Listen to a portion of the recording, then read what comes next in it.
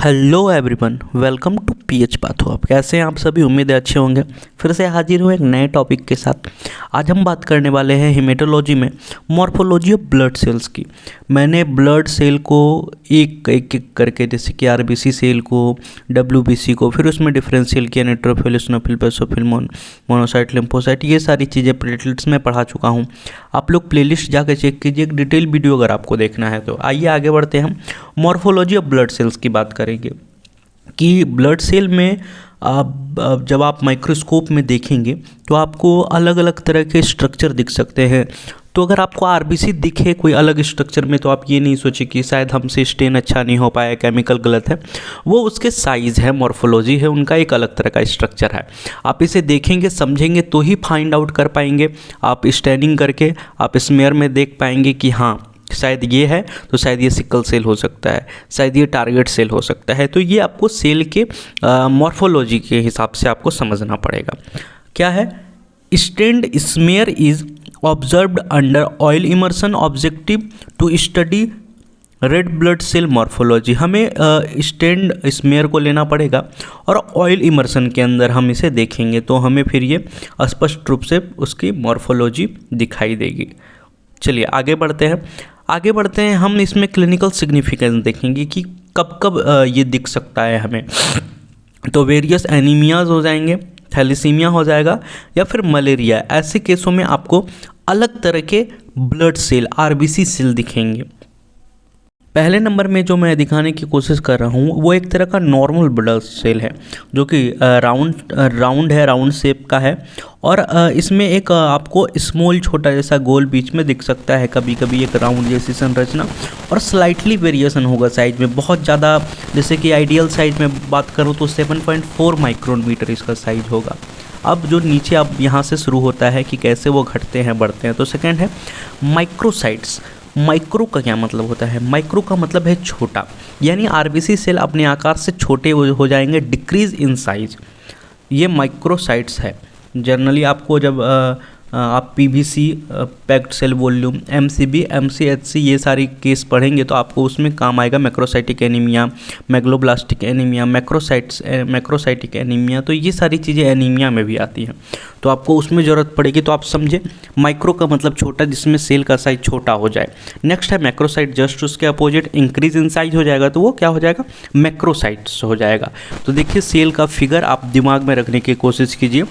Macrocytes में RBC cell से भी 7.4 माइक्रोन मीटर से भी बड़ा हो जा रहा है, और माइक्रो में वो 7.4 से छोटा हो जा रहा है। तो ये मेनली डिफरेंस है। नेक्स्ट क्या है? नेक्स्ट है हाइपोक्रोमिया। हाइपोक्रोमिया सेल किस तरह के होंगे?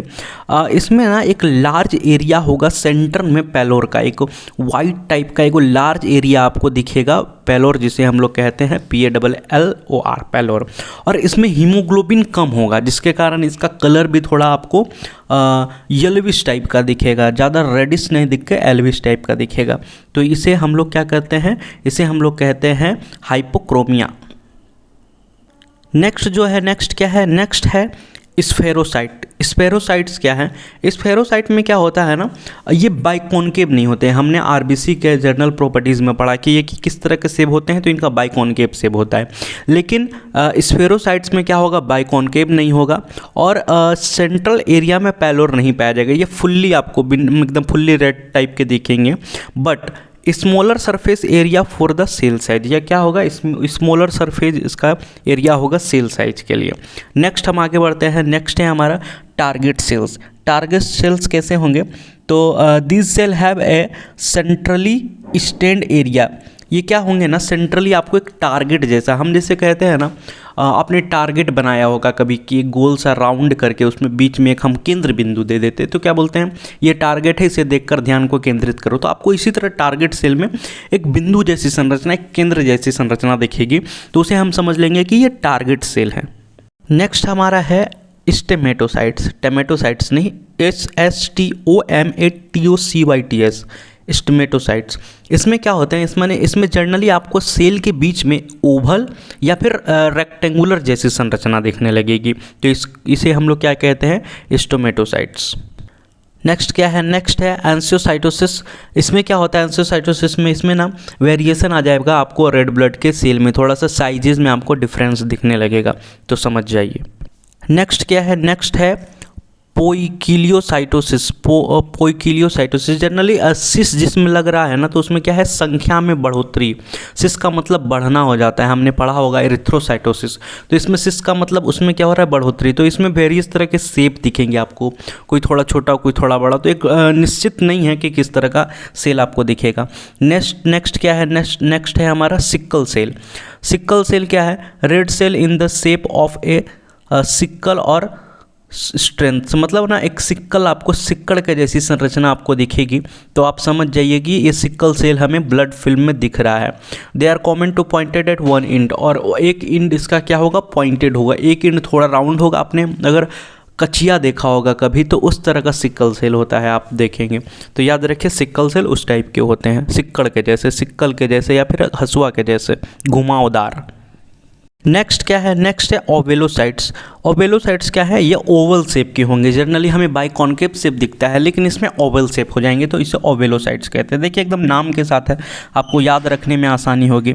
नेक्स्ट क्या है, नेक्स्ट है इलिपिटोसाइट। इलिपिटोसाइट क्या होते हैं, इसमें मोर देन ओवल ओवल्यूट्स दिखाई देते हैं, मतलब कि एक हम इसे क्या कहेंगे सिगार के शेप का, ओवल राउंड सिगार आपने अगर देखा होगा तो वो गोल और थोड़ा सा लंबा होता है, तो सिगार शेप भी इसे हम लोग कहते हैं। नेक्स्ट है एक्एंथोसाइट्स। एक्एंथोसाइट्स में क्या होता है, इसमें ना रेड सेल आपको दिखाई देंगे लेकिन इसमें आपको साइड्स में प्रोजेक्शन दिखाई देगा, एक लंबी लंबी जैसे नुकीली जैसी प्रोजेक्शन लाइक स्ट्रक्चर आपको दिखाई देगा, तो समझ जाइए क्या है, ये एक्एंथोसाइट्स है। नेक्स्ट हम आगे बढ़ते हैं, BURR, बर सेल इसे कहेंगे। बर सेल क्या होगा, रेड सेल में आपको पॉइंटेड प्रोजेक्शन दिखेंगे, पॉइंटेड एक नुकीली जैसी संरचना आपको दिखेगी, इसमें आउट एज में एज जैसी संरचना पॉइंटेड दिखेगी, तो समझ जाइए क्या है, बर सेल्स है। नेक्स्ट जो सेल हमारा है वो है साइड्रोसाइट। साइड्रोसाइट्स में क्या होता है, साइड्रोसाइट्स में पर्पल कलर ग्रेन्यूल्स आपको दिखेंगे, आयरन इन रेड सेल, आपको पर्पल कलर के इसमें ग्रेन्यूल्स दिख जाएंगे, तो आप ये मत समझिएगा कि ये ग्रेन्युलोसाइट्स में आएंगे, ये रेड ब्लड सेल ही होगा, RBC सेल ही होगा। और फिर हम आगे बढ़ेंगे तो वेल ज्वेली बॉडी आपको दिखेगा जो कि around purple staining nucleated fragments में आपको दिखेगा in the red blood cell. फिर नेक्स्ट हम बढ़ेंगे, नेक्स्ट सेल हमारा कैबोट रिंग होगा जो कि पर्पल स्टेनिंग में आपको दिखेगा। नेक्स्ट आप जो जितने भी मैं बता रहा हूँ ना, मैं बहुत शॉर्ट तरीके से थोड़ा सा बता रहा हूँ, आप इसमें फिगर देख के ही समझ पाएंगे, दूसरा कोई आपके पास ऑप्शन नहीं बच जाता है, मैंने साफ साफ लिख दिया, फिगर देखकर अपने नोटबुक में डाउन कर लें और फिर आप इसे समझें। इसका मैं पार्ट 2 भी बनाऊंगा, जो ज़्यादा न्यूट्रोफिल्स एक थोड़ा सा उसमें वेरिएशन दिखाई देता है, तो एक वीडियो उस पर भी आएगा, आप पार्ट 2 ज़रूर देख लीजिएगा। उम्मीद है आपको समझ में आ रहा होगा, आप इन सारी चीज़ों को नोट डाउन कर ले क्योंकि बहुत छोटा लिखा हुआ है और मैंने भी बहुत एक अच्छी बुक से इसे आपको बताने की कोशिश की है, समझाने की कोशिश की है, तो उम्मीद है आपको ये सारी चीज़ें समझ में आ रही होगी, और समझ में आ रही होगी तो प्लीज़ नीचे कमेंट करके बता दीजिए कि हाँ ये सब चीज़ों की आपको ज़रूरत है, आपकी रिक्वायरमेंट पूरी हो रही है। तो थैंक यू। स्पेशल क्लास के लिए आप नीचे नंबर है उसमें कॉल कर सकते हैं और ईमेल कर सकते हैं, हमें किसी भी तरह का MCQ जानना है या फिर एग्ज़ाम का पैटर्न जानना हो या फिर आपको एग्ज़ाम से रिलेटेड, प्रैक्टिकल से रिलेटेड कोई जानकारी चाहिए तो please. Thank you everyone, thanks a lot.